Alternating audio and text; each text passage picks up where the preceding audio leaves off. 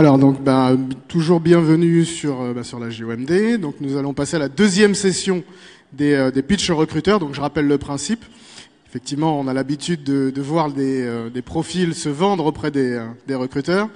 Et ben là, on va inverser. Donc, ce sont les recruteurs qui vont se promotionner, se mettre en avant. Donc, entre guillemets, c'est peut-être eux qui vont avoir un léger stress pour pouvoir se promotionner les opportunités qu'ils vous proposent. Alors, on va partir sur une session assez dense avec d'autres secteurs. Donc, on va démarrer avec le capitaine Frédéric Lardou du SMA, avec vos applaudissements, s'il vous plaît.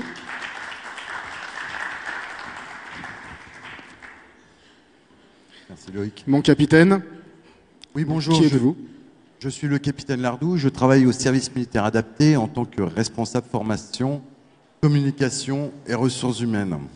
Donc l'intérêt pour nous, le service militaire adapté, nous sommes un dispositif d'insertion socio-professionnelle. Nous recrutons, nous formons et donc nous insérons des jeunes ultramarins dans les territoires qui sont en décrochage, qu'ils soient familial, scolaire, sociétal. Et nous essayons de leur redonner un avenir à travers une formation professionnelle. Nous ne les certifions pas, nous leur donnons les bons gestes dont les entreprises des Outre-mer ont besoin. Très bien. Avec un petit recadrage quand il faut ? Pardon ? Avec un petit recadrage quand il faut ? C'est pas un recadrage, je pense que c'est surtout une restructuration. Ce sont des jeunes qui sont en perte de repères et on leur redonne, notamment le vivre ensemble.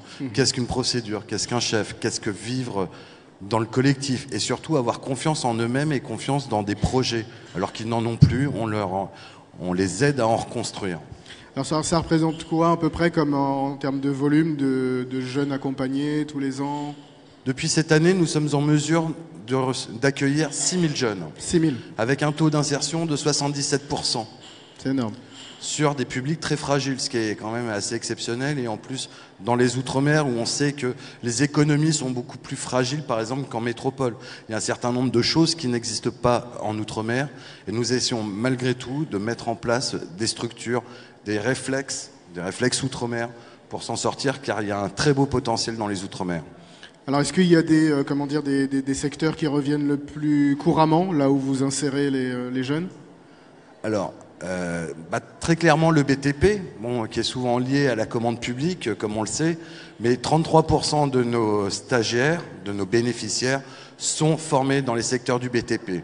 Très Donc bien. on a énormément de demandes pour des professionnels, des formateurs, et c'est ce pourquoi je suis là aujourd'hui, c'est nous avons besoin de formateurs qui aient le goût d'une aventure outre-mer, qui se sentent responsables, car ils participeront au recrutement, à la définition des profils des bénéficiaires qui viendront au sein du SMA.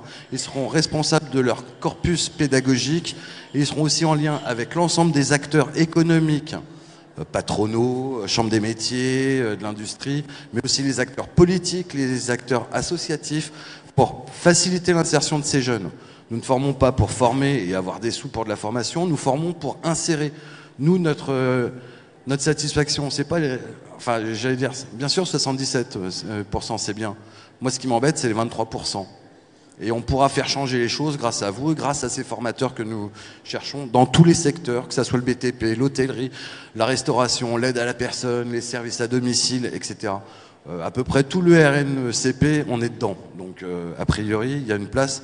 Donc, si vous avez des profils ou de face ou de trois quarts, peu importe, vous venez chez nous et on a peut-être une solution pour des jeunes qui sont bac pro, CAP, BEP. Il y a un certain nombre de conditions, mais venez nous voir. On est sur le site du SMA, le-sma.com,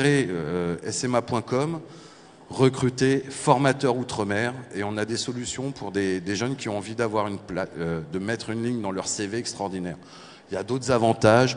Ils acquerront aussi un titre 3, ils peuvent dérouler un cursus de formation sur 11 ans, ils peuvent aller sur différents territoires outre-mer, commencer à la Guadeloupe, aller à La Réunion, aller en Nouvelle-Calédonie, bref, s'ouvrir sur des horizons qu'ils n'auraient peut-être pas eu en restant en métropole.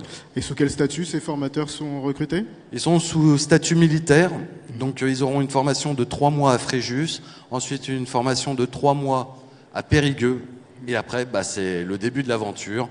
Et là, ils iront Guadeloupe, Martinique, Guyane, Mayotte, La Réunion, Nouvelle-Calédonie, Polynésie française, avec des possibilités de travailler avec Saint-Martin ou aussi Wallis et Futuna. Super. Merci, mon capitaine. Merci. C'était le SMA, avec sous vos applaudissements. Alors,